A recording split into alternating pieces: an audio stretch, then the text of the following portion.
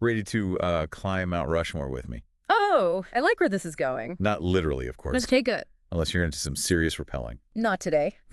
No, but we are diving deep into all the conspiracy theories surrounding Mount Rushmore. You know, the basics. 4 presidents, 60-foot faces carved right into the Black Hills of South Dakota. Officially, it's all about tourism, American ideals, that kind of thing. Right, representing the nation's founding, expansion, preservation, development, all that. Right, exactly. But, well, where there's history, there's often a shadow history. That's You know what I mean? And Mount Rushmore definitely casts along on what I find fascinating is how these theories often latch onto a real historical detail, and then, well, they take a bit of a leap. Yeah. Take the Hall of Records, for instance. Oh, yeah, Borglum, the sculptor. Yeah. He envisioned this grand chamber behind the faces, right? Yeah. Filled with all these American history artifacts, kind of like a time capsule for future generations. A grand idea, but it never got finished. Funding dried up. World War II started. Practical things got in the way. Sure. But for conspiracy theorists, that unfinished element is key. It becomes this, like, blank canvas for the imagination. Right. Suddenly, it's not just an empty room, but it's like a secret vault. Yeah. Brimming with, I don't know, classified documents, powerful relics, maybe even alien tech. Some folks even think it's like an elite bunker Oh, wow. for, surviving global catastrophes. I heard that one. We can't forget the connection to Korczak-Ziolkowski either. He actually worked on Mount Rushmore. Oh, really? Yeah, before going on to create the Crazy Horse Memorial nearby. That link really fuels the idea of, like, a hidden network, a secret society working behind the scenes. Okay, I gotta admit, the idea of a hidden chamber inside Mount Rushmore, it's pretty intriguing. Yeah. Is there any evidence, though, to support these wilder theories, or is it all just speculation? Well, the Park Service, they claim it's just a small, unfinished room, nothing more. They even sealed it off, which, of course, only adds to the mystique for conspiracy buffs. Of course. But the idea of the government covering up a massive secret chamber for decades, it stretches the bounds of plausibility, doesn't it? Definitely. Let's talk about another theory, one that leans into Borglum's personal life, the Masonic connection. He was a Freemason. He was. Which has led some to believe the entire monument is like a giant Masonic symbol or message. Oh, yeah. The claims run the gamut. Some suggest the monument's design, the way it's oriented, even the choice of presidents all point to Masonic influence, although only Washington was a confirmed Mason. Right. But still. I've even heard theories about, like, the placement of the faces aligning with specific stars. Yeah. Or the site itself being chosen for, like, its mystical energy, Yeah. ley lines and whatnot. Yeah, it's a classic case of finding patterns where they may not exist. Masonic symbolism is complex, yes. But attributing every detail to some Masonic agenda, I think that's a stretch. We're wading into everything is connected territory here, which can be fun to think about, but it's important to maintain some critical distance, I think. Agreed. But the idea that Mount Rushmore might hold, like, secret meanings that only a select few can decipher. Well, it definitely taps into that human fascination with, like, hidden knowledge. It does. It makes you wonder, Makes you wonder. Are we missing something obvious right in front of our eyes? Perhaps. But let's shift gears for a second to a theory grounded in a much more, tangible reality, the Native American land dispute.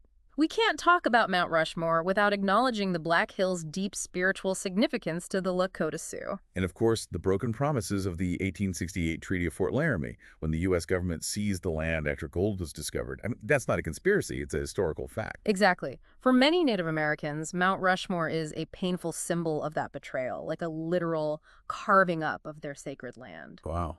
It's much more than just a tourist attraction, that's for sure. Yeah. It represents a very deep wound in their history and culture. And that's where the deeper conspiracy theories come in, right? Yeah.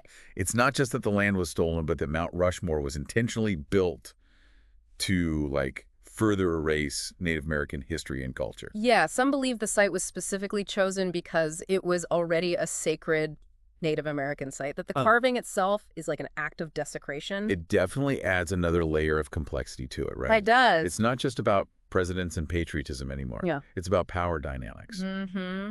Whose history gets prioritized and whose gets silenced.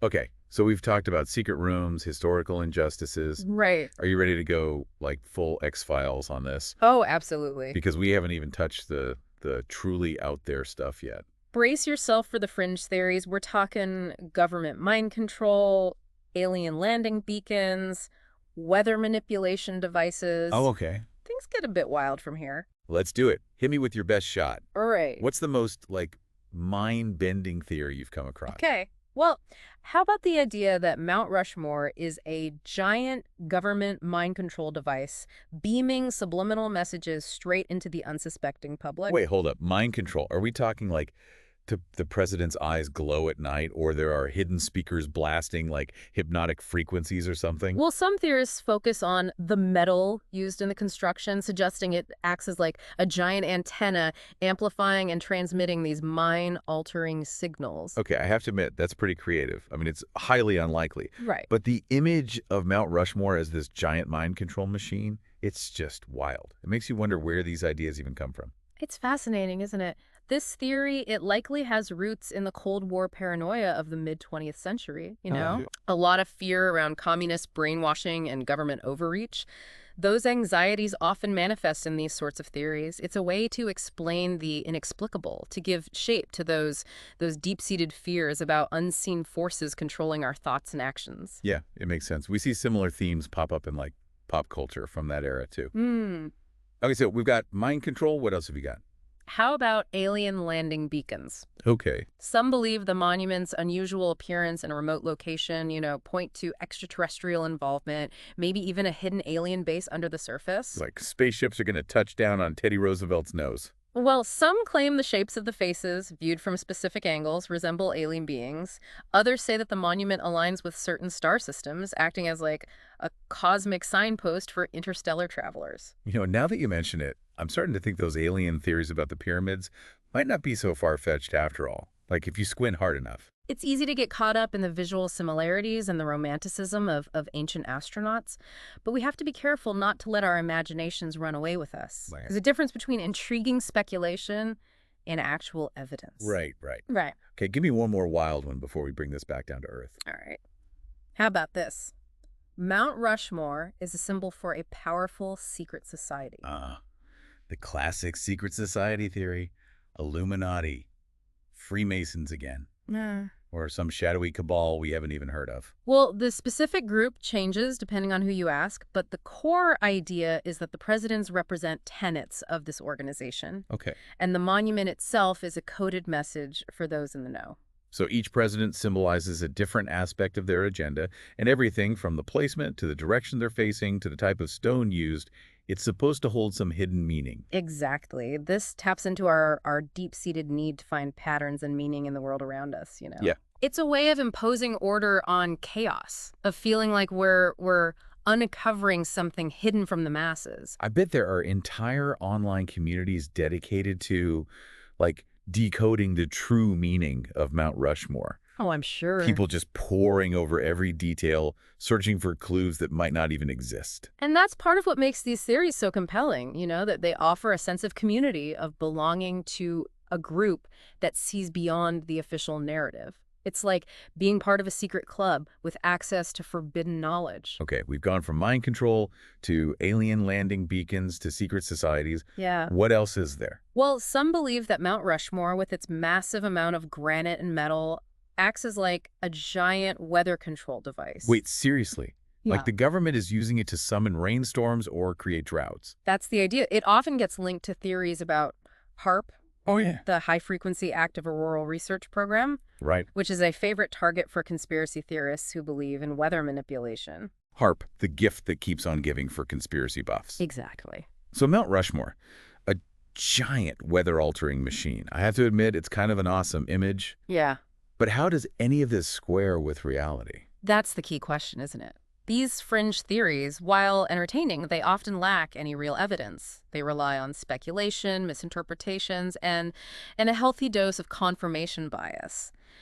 But they also reveal something about us, Oh, yeah. about our fears, our hopes, our desire to make sense of a world that can often feel chaotic and unpredictable. It's like holding up a mirror to society, right? Hmm. These theories reflect our anxieties about technology, government power, the environment. They tap into that very human need to find meaning, to believe that there's something more going on beneath the surface. Exactly. And while we shouldn't dismiss them outright, it's crucial to approach them with a critical eye, to ask questions, to seek evidence, and to be wary of those who claim to have all the answers. So we've covered the official narrative, the hidden agendas, and the truly bizarre. But there's still one big question left. Why do these theories persist? Even when faced with, like, logic and evidence to the contrary. What is it about the human psyche that makes us so susceptible to these alternative explanations? That's where we'll pick up in the next segment. Yeah. We'll delve into the psychology of belief and explore the factors that contribute to the enduring appeal of conspiracy theories. I'm ready to go even deeper. Join us next time as we unpack the reasons why these theories continue to capture our imaginations and influence our perceptions of the world around us. Welcome back. We've explored the official story of Mount Rushmore, the hidden agendas, and even the truly bizarre theories. We have. But now let's tackle the big question. Why do these theories, even the most outlandish ones, stick around? Well, part of it is that human fascination with mystery, right? That Yeah. unfinished Hall of Records. Right. It's like a giant question mark carved into the mountain. It really is. Our brains are wired to try and fill in those blanks, to create narratives that, make sense of the unknown. It's like we're all amateur detectives, in a way. Yeah. Searching for clues, piecing together a puzzle. Mm-hmm. And sometimes, those pieces fit a little too well, even if the picture they create is a bit distorted. Exactly. And conspiracy theories often tap into our desire for hidden knowledge, for that feeling of being in the know, Right. of having access to information that most people don't. It can be incredibly seductive, especially in an age where we're constantly bombarded with information. Yeah, it's like belonging to a secret club, Right. a community of those who see through the veil of the official narrative Mm. and uncover the real truth. And for some, that sense of belonging can be very powerful. Yeah, I can see that. It can offer a sense of purpose, of fighting against a system they perceive as corrupt or manipulative.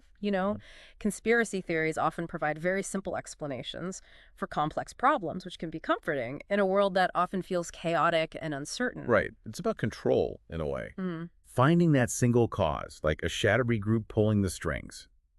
It creates a sense of order. It's easier to believe in a grand conspiracy than to accept that, sometimes things just happen or that the world is just messy and complicated. Of course, we can't talk about conspiracy theories without acknowledging the role of historical injustices either. The treatment of the Lakota Sioux, the broken treaties, the seizure of their land. I mean, this is not a conspiracy theory. It's historical fact. And it rightfully fosters a sense of distrust towards authority, a skepticism towards official narratives. It makes sense that people, especially those who've experienced, oppression, Right. would be more inclined to believe that those in power are capable of hiding the truth or acting against the interests of the people. Their skepticism is rooted in real experiences, in a history of broken promises. Exactly. And while that skepticism doesn't necessarily validate, specific conspiracy theories, it does highlight the importance of acknowledging historical wrongs and addressing those systemic issues that breed distrust in the first place. Yeah, absolutely. And let's not forget the impact of the internet either. Oh, yeah. Which has become like a breeding ground for misinformation. Mm-hmm. And these echo chambers. Algorithms prioritize engagement over accuracy. Mm.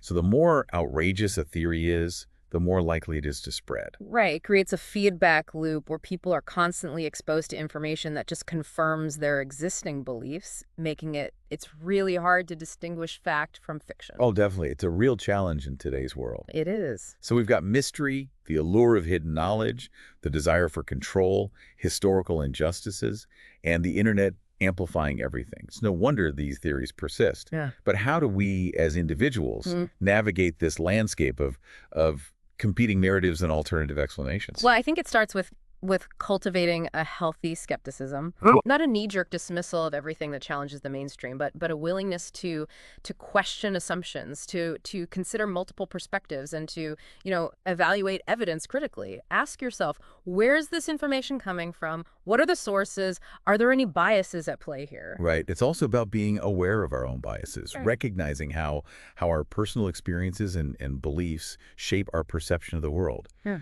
And, being open to changing our minds when presented with new information. Absolutely. We need to engage in respectful dialogue, even or perhaps especially when we disagree.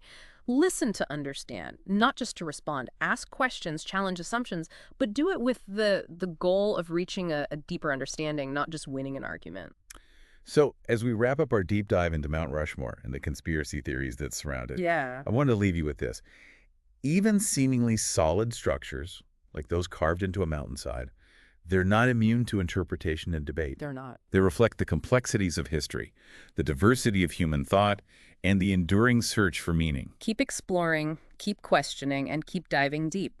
And remember, sometimes the most fascinating discoveries are not the ones that confirm our beliefs, but the ones that challenge them. That's it for this deep dive. We'll see you next time, ready to explore a whole new mountain of information.